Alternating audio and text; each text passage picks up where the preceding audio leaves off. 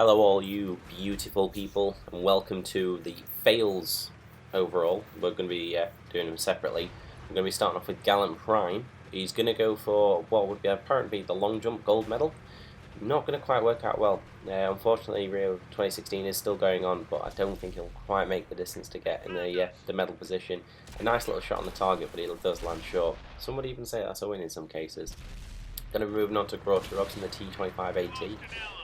Yes, the tank you're about to go towards is not very much help.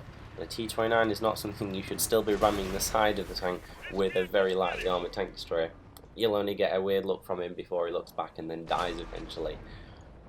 Maybe going for the kamikaze, but that tank has some power. You may remember Joshua 84. This is the same game as the one he was in the wins.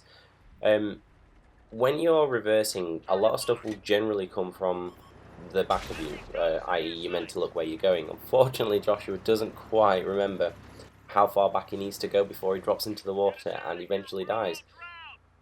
Lesson learned, but you can see he's having a lot of fun by going, oh, great. So yeah, that's a nice little way to go. Remember, always look behind you if you're going to reverse. A quick one from KAOS Engine. Immediately as the game started, within a minute of the actual game itself, it's over because of a base cap. And there's absolutely nothing but donuts everywhere. Donuts for galore. Donuts for days. 0, 0, 0. Never seen so many zeros in my life.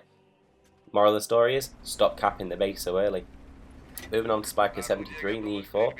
Moving slightly forward. There's nothing much that you could imagine would be going forward here. Although there might be in the case of going down a hill. So when you are going down the hill, this is what you should do in your tank. Slowly, surely, you're not going to have a problem. Unfortunately, teammate here fails to understand that and dives headfirst into the ground and completely obliterates his tank. Moving on to SWINDLE 321. My thoughts when I'd seen this is that his platoon mate had got spotted, because it is a heavy tank. It's not really something that's easy to hide, although it is Russian. But I still can't figure out how this has exactly happened. Unfortunately, it seems artillery has got some massively OP X-ray infrared drone system on the go, because no matter what happens, they're still going to find you. And I've absolutely no clue how. I've watched it 17 times, and I still don't know how he's seen it. Christie has just been killed on Prokhorovka. And again, team camaraderie is a really, really good thing. But if you're going to follow your team and do the right decision, what you need to make sure is your tank in the correct amount of health to be able to follow with your team to go forward. Unfortunately, in the case of this tank driver, it's not. His teams can go off the edge. Unfortunately, he can't. He's one that suffers the consequences for it and gets his tank blown up. A really good catch. Gigantic Owl. Sometimes you do see this sort of lag in the game, so whilst he's popping in and out, taking little pop shots with the RB button and moving back and forward, does get shot a bit. He somehow rides up on thin air and then parks his tank upwards. This isn't the new physics update for the game. This is just genuinely what happened due to lag, even though there's green bars all over the screen. And it does invariably get him killed for it. Now for this one, ignore the T54 driver that JUSTANACE is coming up on. There's absolutely nothing at all to see in regards to that. It's just lag, yeah. Or, yeah, lag, definitely lag.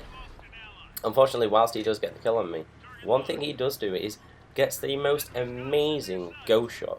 Although, having said that, there is someone that may be able to beat it. But look at that, straight through his tank. It physically went straight through his tank onto the other side. Now, Radiant Pump is going to absolutely...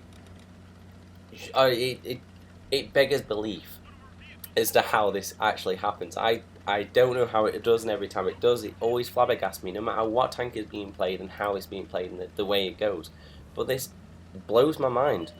It's a quite clear hit on a tank, and I will pause the video to show you exactly where it goes through, or show in slow-mo. That's gone straight through his tracks. How's that even happen? Look, it's going forward and through the bottom of his tracks. I only presume to be the case.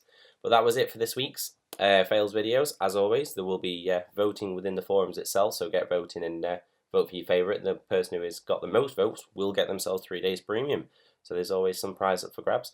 And as always, don't forget you can also submit your own. Details in the description of the video on how you can do that, and also on the forum voting side. And as always, if you did like it, don't forget to comment and subscribe and share it out to everyone, because I know a lot of people do like watching these, so I'm very happy for that. So as always, I hope you enjoy yourselves, and don't forget to record all those wins and fails, because I may be looking at them sometime soon.